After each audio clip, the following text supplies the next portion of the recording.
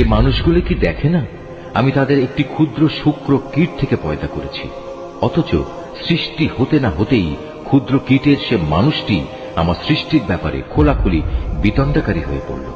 সে আমার সৃষ্টি ক্ষমতা সম্পর্কে নানা কথা রচনা করতে শুরু করল এবং একসময় সে লোকটি তার নিজ সৃষ্টি কৌশলী ভুলে গেল। সে বলল, কে মানুষের এ হাড় পুনরায় জীবিত করবে যখন তা পচে গলে যাবে?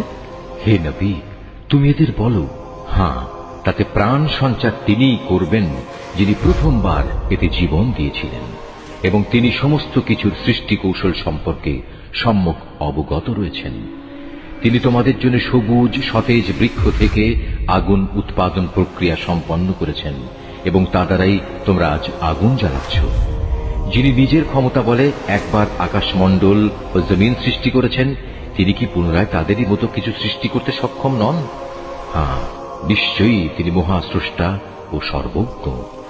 তিনি যখন কিছু একটা সৃষ্টি করতে ইচ্ছা করেন তখন কেবল এটুকুই বলেন, হও, অতঃপর তার সাথে সাথে তৈরি হয়ে যায়। অতএব পবিত্র ও মহান সে আল্লাহ তাআলা, যিনি প্রত্যেক বিষয়ের উপর সার্বভৌম ক্ষমতার একচ্ছত্র মালিক, এবং তাঁর কাছেই একদিন তোমাদের সবাইকে ফিরে যেতে হবে।